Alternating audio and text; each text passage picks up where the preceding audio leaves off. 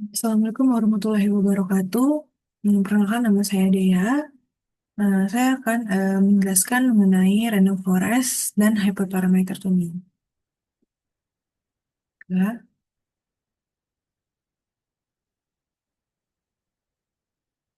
Nah, untuk random forest sendiri, itu merupakan salah satu algoritma dari machine learning yang berbasis pohon keputusan atau yang bisa kita kenal decision tree yang menggunakan teknik bagging atau bootstrap aggregating dari assembly learning dengan membangun banyak decision tree untuk meningkatkan akurasi, stabilitas, prediksi, serta mengurangi risiko overfitting dengan memanfaatkan bootstrap sampling dan aggregating.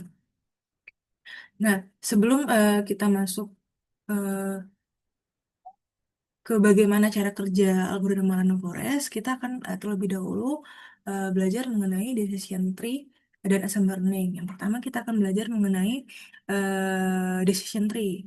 Decision tree sendiri adalah model prediksi yang berbentuk struktur hierarki yang tersusun dari beberapa komponen utama. Itu ada tiga node. Yang pertama adalah root node, yang kedua adalah internal node, dan ketiga adalah leaf node. Yang dimana output dari decision tree ini adalah leaf node. Nah, selanjutnya itu bagaimana cara kita memilih node-nya itu sendiri. Oke. Nah, jadi untuk membuat node sendiri itu ada tekniknya yang bernama yang kita sebut biasanya atribut selection measure atau ASM. Nah, ASM ini itu terkenal dengan tiga teknik. Yang pertama adalah information gain, yang kedua adalah entropy, yang ketiga adalah Gini index. Nah, information gain sendiri itu tekniknya untuk mengukur perubahan entropi setelah segmentasi dataset berdasarkan atribut, kemudian untuk menghitung seberapa banyak informasi yang diberikan, fitur tentang sebuah kelas. Kemudian, information gain ini juga atribut yang memiliki informasi gainan tertinggi itu akan dipecahkan terlebih dahulu. Nah, kemudian teknik yang kedua adalah entropi yang dimana entropi ini mengukur ketidakpastian dalam atribut tertentu. Nah, semakin kecil nilai entropinya, itu malah semakin bagus. Nah, di sini saya sudah menampilkan rumus yang biasa digunakan untuk menghitung entropi, yang dimana rumus ini adalah D-nya untuk jumlah keseluruhan data, yang N-nya jumlah partisi, dan yang PI-nya itu adalah proporsi terhadap data D atau keseluruhan data. Nah, yang teknik yang ketiga adalah Gini index, yang dimana Gini index ini adalah ukuran mungkin atau tidak mungkinan yang digunakan pada saat membuat decision tree dalam algoritma CRAT. Nah, sama seperti entropi tadi, semakin rendah nilainya maka semakin bagus. Nah, di sini saya sudah menyiapkan contoh kasus dari decision tree. Nah, di sini saya mempunyai 14 data yang di mana data ini beroutput decision-nya adalah bermain padel atau tidak. Nah, di sini terdapat 4 eh, atribut yaitu outlook itu adalah cuaca, temperatur adalah suhu, humidity adalah kelembapan, dan windy adalah berangin atau tidak. Nah, outlook ini terdapat tiga value yaitu sunny cerah, overcast itu mendung, dan rain itu adalah hujan. Sementara temperatur sendiri itu mempunyai tiga value juga. Yang pertama itu adalah hot, yang kedua adalah mild, yang ketiga adalah cool. Yang humidity ada dua, itu kelembapannya tinggi dan normal. Kemudian windy itu ada dua value, yaitu false itu tidak berangin dan true itu adalah berangin. Supaya memperjelas dan memperingkas data, di sini saya sudah membuat atribut yang berisikan atributnya, value, kemudian decision tree-nya, decision-nya. Nah, Outlook saya contohkan Outlook itu di data Sunny itu terdapat 5 data yang dimana decision-nya yaitu dua yang bermain dan tiga tidak bermain atau don't play. Overcast juga eh, itu terdapat 4 data yang bermain. Dan di run ini terdapat 5 data, 3 datanya yang play, dan 2 datanya yang don't play. Nah, di sini saya asumsikan play itu dengan tanda plus, dan don't play itu dengan tanda min. Nah, baiklah, Langkah selanjutnya adalah kita akan membuat root node-nya. Root node itu adalah data yang akan kita gunakan untuk pertama kali membuat tree-nya, membuat pohonnya. Nah, bagaimana cara kita membuat pohon? Jadi, keempat atribut tadi akan kita cari root node-nya menggunakan Everett entropy. Yang dimana di sini saya sudah contohkan. Ini saya ubah jadi pen. Pertama kita akan coba mencari Everett entropinya. Itu bagaimana? Di sini saya sudah mengurutkan data mulai dari ini sunny, dan ini overcast, dan ini adalah rain. Begitu juga temperatur, yang ini adalah hot, yang ini adalah mild, yang ini adalah cool. Di sini juga di humidity itu adalah ada height dan ada normalnya. Di sini juga ini ada true-nya dan ini adalah false. Oke, kita contohkan yang outlook terlebih dahulu. Nah, di outlook itu pertama kita akan menghitung entropi saninya. Nah, kenapa 5? 5 ini adalah angka jumlah angka dari data Sani yang dimana 2 ply atau 2 plus plus 3 downply. Nah, 2 ditambah 3 adalah 5. 14 ini dari mana? 14 ini adalah dari keseluruhan data. Oke, kita masuk ke entropinya yang dimana min 2 per 5 log 2 per 5 adalah entropi dari 2 ply-nya Sani. Dan min 3 per 5 log 3 per 5 adalah entropinya dari 3 downply-nya Sani. Nah, kemudian kita menghitung lagi overcast. 4 ini dari mana adalah jumlah total data dari overcast. Yang dimana data overcast ini adalah positif semua. Yang dimana aturan angkanya 4 per 4 min log 4 per 4. Yang dimana kalau di rumus log itu 4 per 4, 3 per 4, 2 per 2 itu bakalan 1. Jadi di sini ditulis 4 per 14 min log 2, 1. Nah, selanjutnya kita akan menghitung rank. Nah, 5 ini didapat dari jumlah data rank, yang dimana jumlah datanya adalah 5, dimana 3 itu plus atau ply, dan 2 itu adalah min atau downply. Nah, min 3 per 5 log 3 per 5 adalah angka dari rank ply. Dan 2 per 5 log 2 per 5 itu adalah Rhine downply. Nah, setelah kita mencari dan kita jumlahkan, ternyata Everett entropy dari Outlook itu adalah 0,686. Setelah kita dapat Outlook, kita akan mencari lagi Everett entropy. Bagaimana caranya? Sama seperti yang kita lakukan di Outlook tadi, ini kita cari yang pertama hot. 4 dapat dari mana? Ya, 4 dapat dari data hot yang berjumlah 4, 2 ply dan 2 downply. Nah, 2 min 2 4 log 2 2 per 4 ini adalah data dari hot ply, dan min 2 per 4 log 2 per 4 itu adalah data dari entropi downply-nya hot temperatur. Nah, perhitungannya sama, hot, mild, sama cool. Nah, setelah kita menghitung, itu akan mendapatkan hasil Everett entropi dari temperaturnya itu adalah 0,820. Nah, selanjutnya, setelah kita dapat temperatur, langkah selanjutnya itu kita akan menghitung humidity. Sama seperti yang tadi, humidity-nya 7 per 14. 7 dapat dari mana? 7 itu adalah jumlah data high dari humidity, yaitu 3 ply dan 4 downply. Ini data dari ply, dan ini adalah data dari entropi downply. Ini juga humidity dari 7 per 14 dari normal. Ya, dari normal. 7 per 14 dapat dari 6 data downply, 6 data ply dan 1 data downply. Nah, setelah dimasukkan rumus, maka didapat Everett entropinya itu 0,785. Kemudian setelah dapat outlook, temperatur, humidity, kemudian kita akan mencari windy. Sama seperti tadi, 6 didapat dari 3 data windy true, yang ply, dan ditambah 3 downplay-nya windy true.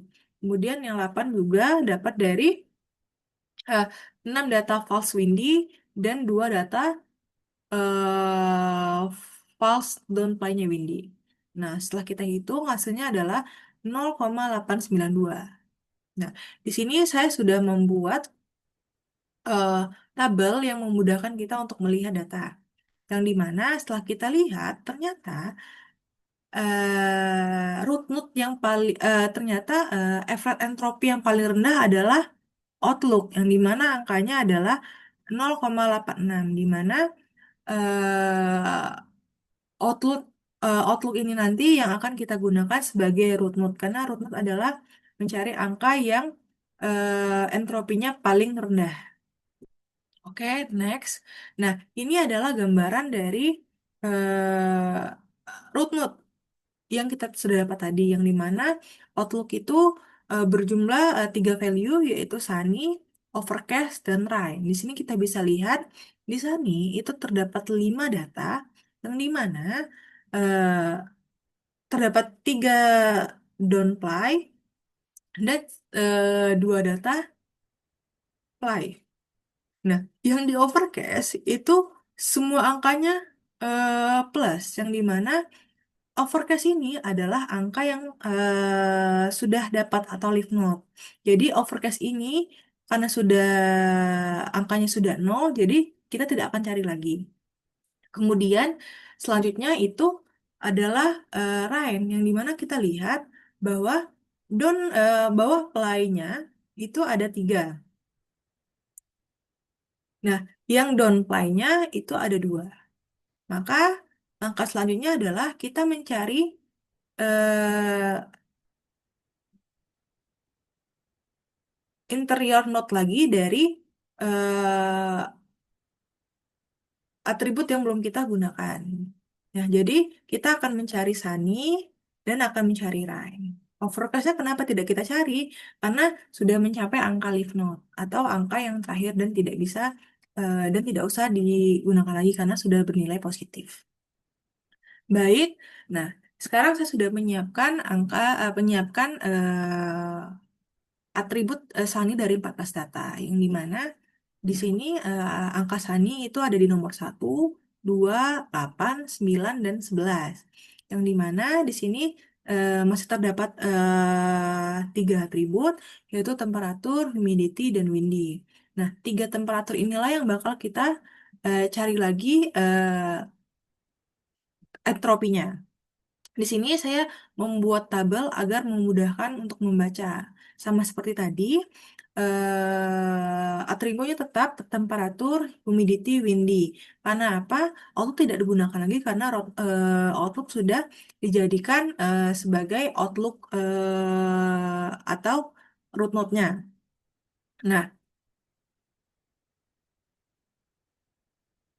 di sini di temperatur itu terdapat 3 value, yaitu hot, mild, dan cool. Di sini kita lihat hotnya itu ada 2 dan don't pay semua berarti minus. Di sini decisionnya berarti 2 don't play atau 2 minus. Kemudian kita lihat lagi di sini ada mild.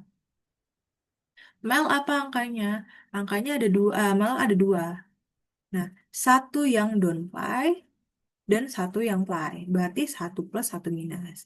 Selanjutnya ada cold. Cool di sini decisionnya apply, berarti cool ini adalah positif atau apply. Nah, kita lihat lagi humidity-nya. Di sini height ada 3. Dan ketiganya don't apply, berarti decision-nya adalah 3 minus. Dan humidity, selanjutnya humidity normal, dan itu apply semua. Jadi kita dapat height-nya dari humidity itu adalah 3 minus, dan normal itu adalah 2 plus. Sama seperti Windy tadi, kita lihat di Windy itu true-nya ada 2. Nah, true-nya ada 2. Kemudian false-nya ada 3. Nah, true itu satu downplay dan satu play. Berarti satu plus dan satu minus. Kemudian false-nya ada, ya ada 3. False-nya 2 di downplay dan satu di apply, berarti satu plus dan dua minus. Oke, ini cukup jelas. Maka kita akan mencari interior node-nya sampai mendapatkan leaf node yang kita cari. Nah, sama seperti tadi, kita akan membuat ektropinya. Nggak ada ini. Nah, ini. Nah, sama seperti tadi, yang pertama kita akan mencari di temperatur. Nih, dua dapat dari mana? Sama seperti tadi, dua itu dapat dari seluruh data hot yang ada di data Sunny tapi. Nah, kenapa 5? Karena keseluruhan datanya tadi 5. Ini. Satu, dua, tiga, empat, lima. Jadi di Sunny hanya mempunyai 5 data, 5 keseluruhan data. Nah, ini adalah min log 2 min log 2 1. Kenapa satu? Karena 2 per 2 karena log 2 per 2 itu satu. Nah, kemudian kita masuk ke mile. Ini mile. Nah, kenapa dua? Karena seluruh angka mile itu ada dua data. Yang dimana satu ply dan satu downply. Satu per dua log satu per dua itu adalah data ply. Dan satu per dua itu juga angka downply. Ini juga satu per lima log satu. Nah, setelah kita cari angkanya, itu ternyata average temperatur itu didapatkan hasil 0,4. Nah, setelah dapat temperatur, kita kemudian mencari lagi di humidity. Sama seperti tadi pencariannya, dan di average entropinya mendapatkan 0 di humidity. Kemudian di windy juga kita cari dengan metode yang sama, dan mendapatkan hasil average entropinya adalah 0,3. Nah, di sini saya kembali membuat tabel yang dimana bisa memudahkan kita untuk melihat, yang dimana temperatur average entropi dari temperatur itu 0,4, humidity-nya adalah 0, dan windy-nya adalah 0,3. Ya, tentu humidity-nya yang akan kita jadikan leaf node. Oke, salah di ini. Oke, berarti yang Sunny kita sudah dapat ternyata leaf node-nya di humidity. Ini tree yang sudah kita cari tadi. Nah, oh ternyata eh, cuaca cerah, eh, kemudian kelembapannya tinggi, maka diputuskan untuk tidak bermain pedal. Sedangkan di cuaca cerah, terus kelembapannya normal, baru putusannya untuk bermain pedal. Maka cache humidity sudah dapat leaf node. Nah, langkah selanjutnya apa? Apakah sudah selesai? Belum, karena kita masih mempunyai yang bagian trend yang harus kita cari leaf node-nya.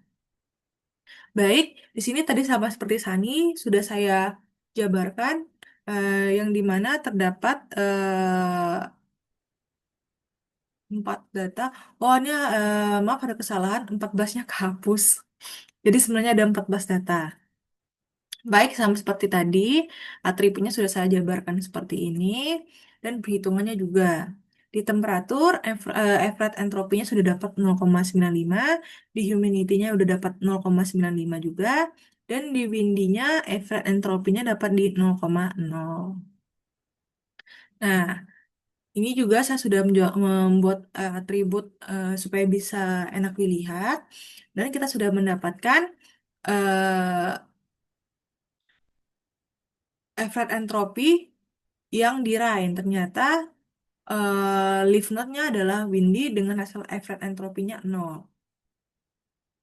Oke, dengan demikian kita sudah mendapatkan decision tree-nya nih, yang dimana tadi awalnya kita mencari outlook, kita mencari root node, yang dimana kita sudah berdapat outlook. Nah, outlook itu terdapat tiga value yang dimana ada sunny, overcast, dan rain. Nah, setelah kita lihat tadi yang di awal, ternyata sunny eh, belum mencapai leaf node. Yang mencapai leaf node antara tiga ini adalah overcast. Nah, jadi kita tadi sudah mencari leaf node-nya sunny dan rain. Nah, sunny itu didapat humidity, yang dimana ketika cuaca cerah, dan kelembapannya tinggi, maka diputuskan untuk tidak bermain pedal. Dan ketika cuacanya cerah, terus kelembapannya normal, maka keputusannya adalah bermain pedal. Nah, untuk Outlook, overcast kan ini mendung. Nah, untuk Outlook, walaupun suhunya apa namanya suhunya mendung, itu sudah pasti keputusannya adalah bermain pedal. Nah, kemudian untuk Outlook yang rain, itu ketika berangin, hujan berangin, itu diputuskan untuk tidak bermain pedal. Cuman kalau apa namanya hujan dan tidak berangin, itu diputuskan untuk bermain pedal. Nah, ini demikianlah decision tree yang kita dapatkan dari eh, 14 data tadi yang di awal. Baik, saya rasa untuk decision tree sudah saya jelaskan. Kemudian kita akan masuk ke assembly learning-nya. Nah, assembly learning sendiri merupakan salah satu metode machine learning yang menggabungkan beberapa model dasar atau yang bisa kita kenal base learner untuk menghasilkan prediksi yang lebih akurat dan stabil. Nah, assembly learning ini memiliki beberapa metode, di antaranya bagging, boosting, dan stacking.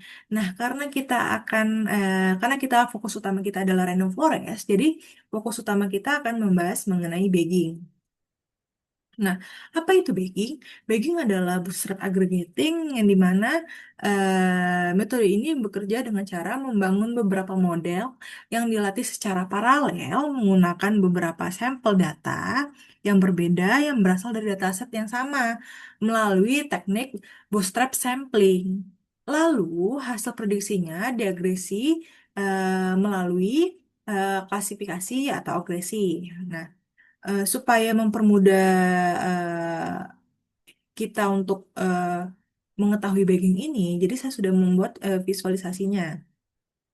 Nah, ini yang seperti saya sudah bilang tadi, eh, membangun model yang dilatih secara paralel menggunakan beberapa sampel data yang berbeda. Ini beberapa sampel data yang berbeda yang berasal dari dataset yang sama melalui teknik boost sampling. Jadi data-data ini didapat dari uh, dataset yang sudah ada, tapi melalui teknik bootstrap sampling. Nah, kemudian hasilnya itu akan dikombine itu melalui dua teknik yaitu klasifikasi dan agresi. Nah, sesudah itu barulah kita akan mendapat hasil yaitu prediksi. Nah, tujuan dari bagging assembly learning ini apa? Itu tadi untuk mengurangi varians dan meningkatkan stabilitas model. Nah, kita sudah belajar mengenai decision tree, kita juga sudah belajar mengenai uh, bagging. Nah, jadi dapat kita simpulkan, algoritma random forest ini merupakan algoritma yang bekerja dengan cara membangun banyak pohon keputusan melalui proses bagging dan pemilihan fitur acak agar diperoleh model yang lebih akurat dan lebih stabil. Nah, eh, secara visualnya seperti ini. Nah, jadi awalnya kita mempunyai dataset. Kemudian eh, algoritma ini membuat banyak model dengan tadi dengan metode bootstrap sampling ini. Nah, jadi sudah ada sampel X1, X2, X3, bla bla bla bla sampai X yang kita butuhkan, sampai beberapa sampel yang kita butuhkan. Nah, kemudian setelah sampel ini ada, sampel ini akan dilatih untuk satu pohon. Nah, jadi eh, X1 dilatih satu pohon, X2 dilatih satu pohon, sampai seterusnya. Nah, setelah mendapatkan hasil, seluruh hasil pohon ini akan digabungkan. Inilah yang dinamakan proses aggregating. Nah, proses ini akan melalui teknik ini tadi, yaitu klasifikasi dan agresi. Nah, jadi setelah disatukan, inilah nanti dapat hasil yang good learner. Good learner ini apa? Adalah hasil prediksi atau hasil model yang lebih akurat dan lebih stabil. Nah, Itulah cara kerja dari algoritma random forest yang dimana algoritma ini adalah perpaduan antara decision tree dan bagging yang dimana seperti yang di awal sudah dibilang tadi, algoritmanya itu bekerja dengan cara membangun banyak pohon keputusan melalui proses bagging dan pemilihan fitur secara acak agar memperoleh model yang lebih akurat dan lebih stabil. Baik, kemudian random forest sudah kita jelaskan, dan kemudian kita akan masuk ke tahap hyperparameter tuning, yang dimana sebelum kita eh, memahami hyperparameter tuning, kita terlebih dahulu harus tahu mengenai hyperparameter. Nah, hyperparameter ini apa? Hyperparameter ini adalah nilai-nilai yang ditentukan sendiri sebelum proses pelatihan dimulai. Contohnya, karena kita tadi membahas random forest, contoh hyperparameter dalam random forest itu adalah n estimator dan max depth. N estimator itu banyaknya jumlah pohon dan max depth itu adalah kedalaman dan jumlah kedalaman datanya. Nah, hyperparameter tuning, oke, setelah kita tahu hyperparameter, kita akan masuk ke hyperparameter tuning. Hyperparameter tuning itu apa? Hyperparameter tuning itu adalah proses untuk mencari kombinasi hyperparameter yang terbaik pada algoritma machine learning agar model menghasilkan algoritma yang paling optimal. Nah, apa kegunaan hyperparameter ini? Yang pertama itu akan meningkatkan akurasi model. Yang kedua itu manfaatnya untuk mengurangi overfitting dan underfitting. Yang ketiga adalah meningkatkan generasi model. Yang keempat adalah menghasilkan model yang lebih stabil. Nah, di sini saya mencantumkan tiga eh, metode hyperparameter tuning yang sering digunakan. Yang pertama adalah grid search, yang dimana metode ini mencoba step kombinasi yang memungkinkan dari setiap nilai hyperparameter. Nah, kelebihannya metode ini akan mendapatkan kombinasi yang optimal. Nah, namun karena metode ini mencoba setiap kombinasi, jadi metode ini cenderung lambat dan tentunya memakan banyak waktu. Nah, terutama jika data ini jika model kita mempunyai banyak hiperparameter dan kombinasi. Kemudian metode yang kedua adalah random sort. Nah, random sort ini adalah metode yang secara acak untuk mencoba kombinasi parameter. Nah, keuntungannya apa? Nah, keuntungan kita menggunakan metode random sort ini adalah lebih cepat daripada grid search karena metode ini tidak perlu untuk mencoba satu-satu kombinasinya. Nah, ya itu tadi minusnya adalah kita tidak mendapatkan kombinasi yang benar-benar optimal seperti girl set. Tapi random sort itu sudah cukup bagus untuk menemukan nilai-nilai hyperparameter dalam waktu yang singkat. Nah, kemudian metode yang ketiga adalah Bayesian optimization. Nah, metode ini bekerja dengan cara yang lebih baik dari Grisser dan random sort karena menggunakan pendekatan probabilistik dengan membangun surrogate model. Surrogate model itu apa? Surrogate model itu adalah model pengganti yang digunakan untuk memprediksi kinerja setiap kombinasi hyperparameter dan bisa memilih kandidat terbaik secara iteratif melalui fungsi akuisisi. Sehingga tentunya ini akan jauh lebih hemat secara komputasi dan lebih efektif. Nah, di sini saya akan coba menjabarkan mengenai contoh penggunaan dari hyperparameter tuning. Nah, eh, kita akan mencontohkan hyperparameter tuning itu di algoritma random forest. Nah, jika kita menggunakan algoritma random forest, kita akan memprediksi apakah seseorang ini nantinya akan mempunyai penyakit jantung atau tidak. Nah, karena random forest itu mempunyai beberapa hyperparameter seperti n estimator yang saya sebutkan tadi, jumlah pohon, dan max step adalah kedalaman maksimal setiap pohon.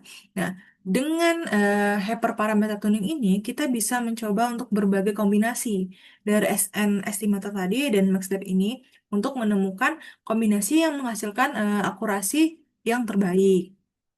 Jadi semakin kita mencoba untuk mengkombinasikan estimator dan next step-nya, maka kita akan semakin bisa menemukan kombinasi yang menghasilkan akurasi yang terbaik. Nah, kapan kita menggunakan hyperparameter tuning ini? Pertama, kita bisa menggunakan hyperparameter tuning ini ketika model baseline kita belum memberikan performa yang optimal atau yang kita harapkan. Yang kedua, saat model kita menunjukkan gejala overfitting atau underfitting. Nah, yang ketiga adalah pada tahap optimasi performa sebelum finalisasi model. Jadi, biasanya digunakan ini ketika sesudah fitur engineering, baru kita menggunakan per parameter tuning. Nah, inilah kapannya kita harus menggunakan hyperparameter tuning.